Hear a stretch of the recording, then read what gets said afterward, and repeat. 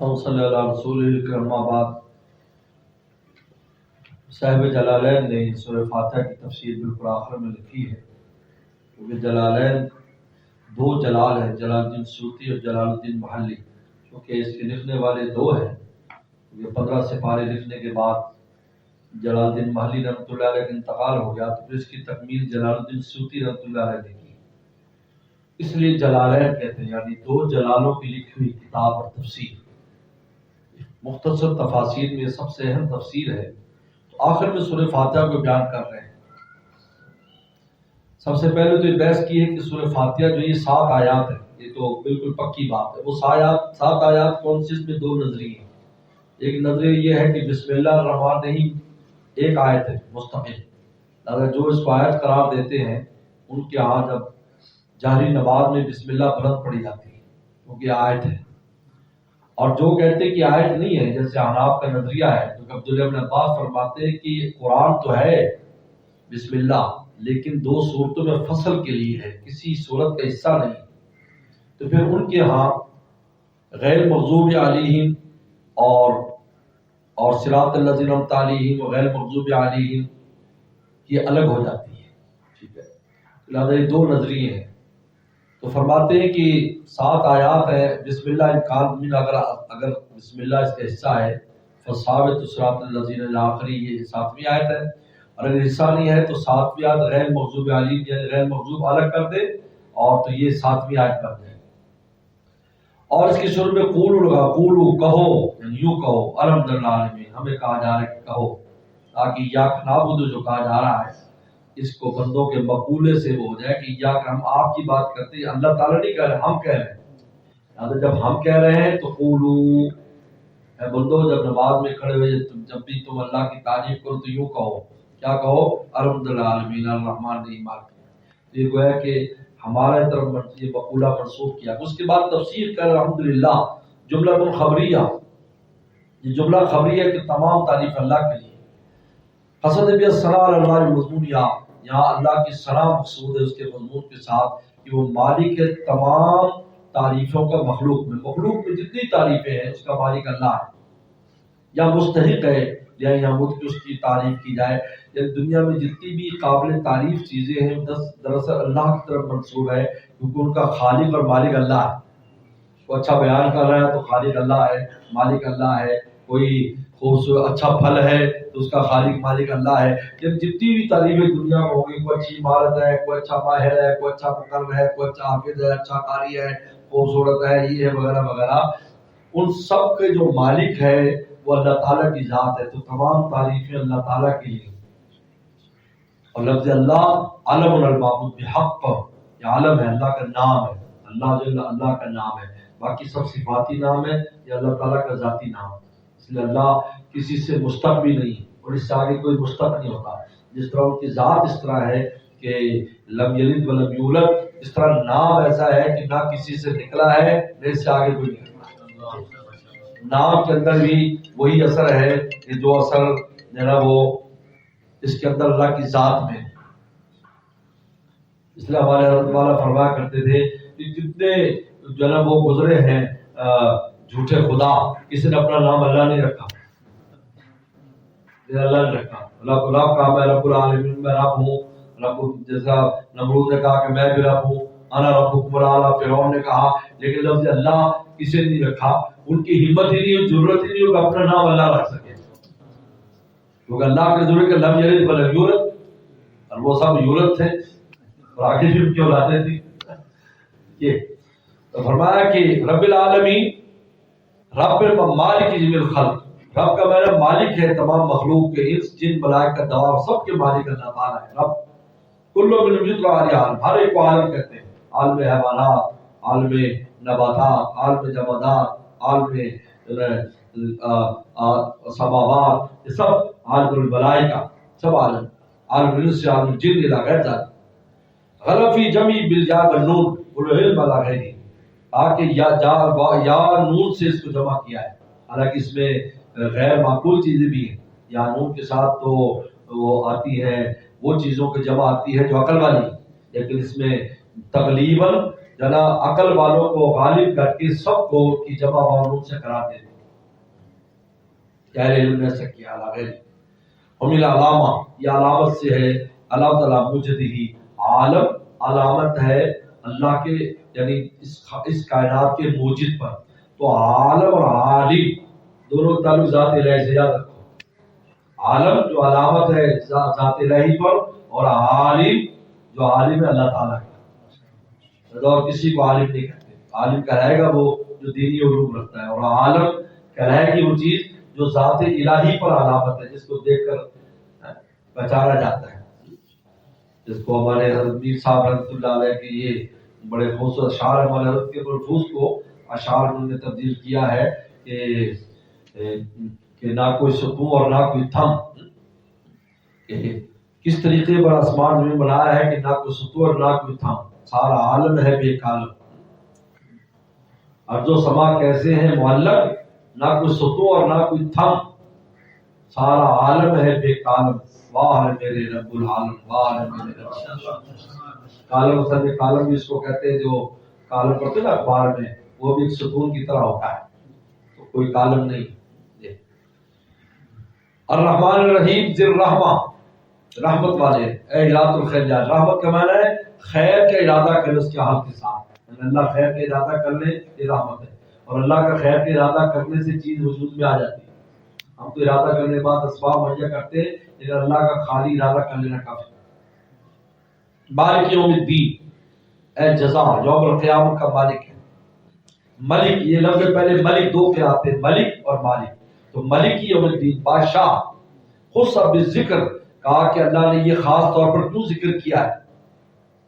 قیامت کا مالک کیوں کہا. یہ قیامت کا بادشاہ اس لیے کہ دنیا میں تو جھوٹی بادشاہتیں لوگوں کے پاس ہیں اور مالک بھی ہے یہ میرا یہ میری گاڑی یہ میرا مکان یہ میرا فلاں میرا مالک. لیکن قیامت کے دن کچھ بھی نہیں ہوگا. نہ کسی کی بادشاہت ہوگی نہ کوئی کسی شے کا مالک ہوگا.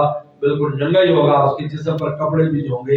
اللہ فرمایا کہ لیمن الملک اليوم آج جس کی بادشاہت ہے للہ الواحد القہار. اس لیے یہ لفظ قیامت کا لفظ ساتھ لایا کہ اس دن یہ جو ظاہری ملکتیں اور ظاہری بادشاہتیں بھی ختم ہو جائیں گی. ویسے تو دنیا میں اب بھی اللہ ہی سب ہے لیکن ظاہری طور پر لوگوں کے نام لگی چیزیں وہ بھی ختم ہو جائیں. فرمایا کہ خود سب ذکر قیامت ذکر کیوں کیا. لن لا ملک الظاہر فی یاد رکھا کہ کسی کی ملکیت ظاہر نہیں ہوگی کسی کے لیے الا اللہ سے اللہ تعالیٰ کے بدلیل لمن الملک اليوم ومن قال مالک مانو مالک الامر تو یوم قیامت دن ہر کام کا مالک ہوگا.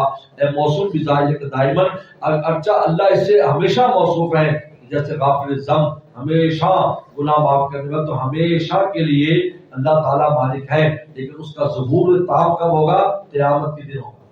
اس لیے ہمارے حضرت والا بڑی پیاری بات فرماتے تھے کہ مالک یوم الدین کہا کہ قیامت کے دن کا مالک کو قاضی نہیں کہا کیونکہ قاضی قانون سے مجبور ہوتا ہے. مالک جو چاہے تصرف کرے جو چاہے تو اس کے گناہ ہے بخش دیے بس ٹھیک ہے. تو یہ قاضی ہوگا تو اس کا قانون بھی یہ قانون ہے جو ہم دیکھتے ہیں جج فیصلہ کرنا بھی چاہے تو وکیل قانون دکھا کے اس کو روک دیتا ہے جناب آپ نہیں کر سکتے دیکھو اس میں لکھا ہوا ہے. یہ قاضی نہیں کہا مالک کہا. فصاب وقوع معرفہ لہذا یہ معرفہ کی صفت بن سکتی ہے جب یہ ہمیشہ کے لیے اللہ تعالیٰ مالک ہے تو یہ معرفہ کی صفت بن جائے گی. ایاک نستعین نخص بالعبادہ ہم آپ کو بات کے خاص کرتے ہیں توحید وغیرہ نقل مل کر مولا عبادہ وغیرہ اور آپ عبادت پر اور دوسری چیزوں پر آپ سے مدد طلب کرتے ہیں. اہدنا الصراط المستقیم ارشدنا الیہ ہمیں صراط المستقیم کو جناب ہمیں ہدایت دیجیے اور راستہ دکھائیے. وَيُبْدُلُ مِنْهُ اور اس کا بدل کیا ہے. صراط الذین انعمت یہ بدل ہے کہ کون سا راستہ فرمایا جو منعم علیہم کا راستہ بالہدایت ہے جن پر اللہ نے ہدایت کے انعام کیا ہے. من الذین بصلتہ یہ اللہ زینہ جو اس کے ساتھ جو ہے نا یہ جو وہ بنے گا اس کے ساتھ یہ بدل بنے گا غیر مغضوب علیہ اللہ زینہ کون جو غیر مغضوب علیہ ہو. خدا ولی وہ لوگ ہیں جن پر غضب نہیں وہ یہود ہے. ولا غیر ضالین اللہ وہ ہے جو گمراہ ہے ہم نصارى.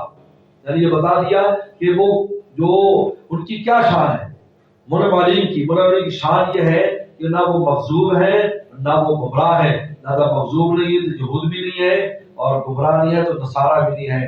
کیونکہ یہودی مغضوب علیہم ہے اور نصارہ گمراہ ہے۔ اور نقطہ کیا ہے بدل میں یہ بتانا ہے کہ مہتدین جو ہوں گے نہ یہودی ہوں گے نہ عیسائی ہوں گے۔ اگر کوئی کہتا ہے میں یہودی ہوں یا میں عیسائی ہوں تو وہ پھر مہتدین میں نہیں ہے۔ اللہ علیہ بالصواب مرجع المآب صلی اللہ سیدنا محمد علیہ وآلہ وصحبہ الطاہرین صلاۃ و سلام دائمین متلازمین یوم الدین والحمد للہ رب العالمین۔ کتاب ختم ہو گئی۔ حدیث شریف میں آتا ہے کہ سورہ فاتحہ جب انسان پڑھتا ہے تو اللہ تعالیٰ کی طرف سے براہ راست جواب آتا ہے۔ جب کہتا ہے الحمد للہ رب العالمین، اللہ فرماتے ہیں حمیدنی عبدی، میرے بندے نے میری تعریف کی۔ جب کہتا ہے کہ الرحمن الرحیم، کہا کہ اسرا علی عبدی، میرے بندے نے میری تعریف کی۔ اور جب کہتا ہے مالک یوم الدین مجدنی عبدی، میری بزرگی بیان کی میرے بندے۔ جب کہتے ہیں یا نعبد و یا نستعین، کہ ہم تیری عبادت کرتے ہیں، تیری ہی تجھی سے مدد کرتے ہیں، فرماتا ھذا بینی و بین عبدی، یہ میرے اور بندے کے درمیان ہے، یعنی تعلق ہے میرا اور بندے کا کہ میں معبود و وہ عابد ہے، میں مستعان و مستعین ہے، یہ تعلق ہے، یہ ہمارا ان کا تعلق ہے۔ اور جب کہتے ہیں اہدنا الصراط المستقیم صراط الذین انعمت علیہم غیر المغضوب علیہم ولا الضالین، اللہ فرماتے والعبدی ما سأل والعبدی ما سأل والعبدی ما سأل، میرے بندے کو مل گیا جو مانگا، میرے بندے کو مل گیا جو مانگا۔ ہمارے دادا مرشد شاہ عبد الغنی پھول پور رحمۃ اللہ فرماتے تھے کہ دعا میں انسان کو چاہیے کہ سورہ فاتحہ پہلے پڑھے، کیونکہ سورہ فاتحہ یہ سورہ دعا ہے، سورہ مسئلہ ہے، سورہ شفا ہے، اس کو پہلے پڑھے، اس کے بعد پھر آگے دعا مانگے، کیونکہ اس کے اندر جو سوال کرنے کی جو ترتیب ہے اور جو چیزیں مانگی گئی ہیں وہ بہت اعلیٰ ہے، لہذا سورہ فاتحہ بالکل شروع میں نازل ہو گئی۔ یہ عجیب ہے، اقرا بسم ربک الذی خلق پڑھیے، فرمایا ماذا اقرأ، میں کیا پڑھوں، فرمایا پڑھو الحمد للہ العالمین، یہ پہلی وحی میں نازل ہوئی تھی۔ ہاں جی، اس لیے سورہ فاتحہ کوئی ایک نماز بھی ایسے نہیں سلاد کی جس میں سورہ فاتحہ نہ پڑھی گئی ہو، کیونکہ پہلی وحی کے ساتھ ہی نازل ہو گئی تھی کہ اقرا پڑھیے، کیا پڑھیے، الحمد للہ العالمین الرحمن الرحیم، یہ شروع میں، اس لیے اس کو دو بار نازل کیا گیا، پہلے بھی نازل ہوئی بعد میں، اس لیے اس کو مسانی بھی کہتے ہیں کہ یہ دو بار یہ نازل ہوئی، کیونکہ پہلی بھی نازل دوبارہ بھی نازل، تو کوئی نماز اس سے خالی نہیں ہے۔ اس وجہ سے سورہ فاتحہ اور سورہ شفا قرار دیا ہے، اس کو اگر پڑھ کر انسان دائمی ہے اس کو پڑھ کر جو ہے سورہ فاتحہ پڑھ کے اور پانی پہ دم کر کے پیتا رہے تو بڑے بڑے امراض سے شفا ہو جاتی ہے۔ علامہ نبی نے لکھا ہے خود انہوں نے کہ میں اتنا بیمار ہو گیا عرب شریف میں کہ عطیفہ نے کہا کہ موت کے علاوہ کوئی چارہ نہیں آتا، تو مجھے بعد خیال آیا کہ سورہ فاتحہ بھی شفا ہے اور آب زمزم بھی شفا ہے، تو میں روزانہ جب بھی حرم آتا تو آب زمزم پر سورہ فاتحہ پڑھ کر میں پانی پیتا، تو کہا کہ ایک مہینہ بھی نہیں ہوا تھا تو بیماری کا نام و نشان ختم ہو گیا۔ عطیفہ حیران ہوئے، مجھے دوبارہ زندگی مل گئی۔ اس سے یہ مسئلہ سامنے آیا کہ آب زمزم پر بھی دم کیا جا سکتا ہے، دم کیا جا سکتا ہے۔ میں نے کہ علماء سے کہا کہ یہ تو آب زمزم پر تو دم سورہ نہیں کیا جاتا ہوا ہے، میں نے نقل کیا کہ آپ پتہ نہیں کہاں سے لے آتے۔ یہ سورہ، تو اس لیے یہ سورہ شفا ہے۔ تو بہرحال اور یہ پورے قرآن کا خلاصہ ہے، یاد رکھو پورا قرآن مجید کا خلاصہ سورہ فاتحہ ہے، اور 30 سپارے اس سورہ فاتحہ کی تفسیر ہے، پوری اس کی تفسیر ہے، پورا اس میں پورا خلاصہ ہے اور آگے اس کی تفسیر ہے۔ اللہ عمل کی توفیق عطا فرمائے، باخدا اللہم لک الحمد کما صلی علی محمد کما تعلو وغفر بنا کما تعرف انک انت التقوی والمغفرہ۔ بسم اللہ الرحمن الرحیم، الحمد للہ رب العالمین الرحمن الرحیم مالک یوم الدین ایاک نعبد و ایاک نستعین اہدنا الصراط المستقیم صراط الذین انعمت علیہم غیر المغضوب علیہم ولا الضالین آمین۔ بسم اللہ الرحمن الرحیم، لا الہ الا اللہ الحلیم الکریم سبحان اللہ رب العرش العظیم والحمد للہ رب العالمین۔ نسألک موجبات رحمتک وعزائم مغفرتک والعظیمۃ من کل بر وسلام من کل اسم، لا تدع لنا ذنبا الا غفرتہ ولا ہما الا فرجتہ ولا حاجۃ ہی لک رضا الا قضیتہ یا ارحم الراحمین۔ یا اللہ یا اللہ، اس کتاب کو یا اللہ طلبہ کے لیے ہم سب کے لیے خوب مفید سے مفید کر فرما، یا اللہ علم تفسیر پر ہم سب کے اور ہم یا اللہ طلبہ کے یا اللہ سینوں کو مفتوح فرما، یا اللہ قرآن مجید کے ساتھ خصوصی تعلق نصیب فرما، یا اللہ اس ادارے کو دل دگنی رات چوگنی ترقی عطا فرما، ہر قسم کی شرور و فتن سے محفوظ فرما، جتنے کام ہے یا اللہ عافیت کے سب کو مکمل قبول فرما. یا اللہ جتنے کام ہو رہے ہیں ان میں خیر و برکت پیدا فرما. جو تعاون کر رہے ہیں ان کو برکت اور عافیت نصیب فرما. یا اللہ ان طلبہ کی اکرام کو کتاب کے ختم ہونے کو قبول فرما. اساتذہ کی محنت کو قبول فرما. ان طلبہ کو یا اللہ امت کے لیے مفید افراد میں سے فرما. یا اللہ دین کی خدمت کے لیے ان کو قبول فرما. ہماری اولاد کو قبول فرما. قیامت تک کی نسلوں کو ہم یا اللہ دین کی خدمت کے لیے اپنی ولایت اور دوستی کے لیے قبول فرما. یا اللہ ہمارے تمام مرحومین مرحومات ہمارے والدین اساتذہ مشائخ بزرگ قاری یا اللہ ان کے سب صدقہ جاریہ ہے ان کے درجات کو بلند فرما. لیل میں جگہ عطا فرما. یا اللہ تمام بیماروں کو شفا عطا فرما. ہر طرح کی پریشانیوں کو دور فرما. یا اللہ جتنے بھی کام ہیں عافیت کے سادے کاموں کو پایا تکمیل تک پہنچا. رحم کرم اور عافیت کا معاملہ فرما. اللهم انا نسأل من خير ما سألك من نبيك محمد صلى الله عليه وسلم ونعوذ من شر ما استعاذك من نبيك محمد صلى الله عليه وسلم وانت المستعان بك الولاء ولا حول ولا قوة الا بالله. صلى الله تعالى على خير خلقه محمد وآله وصحبه اجمعين.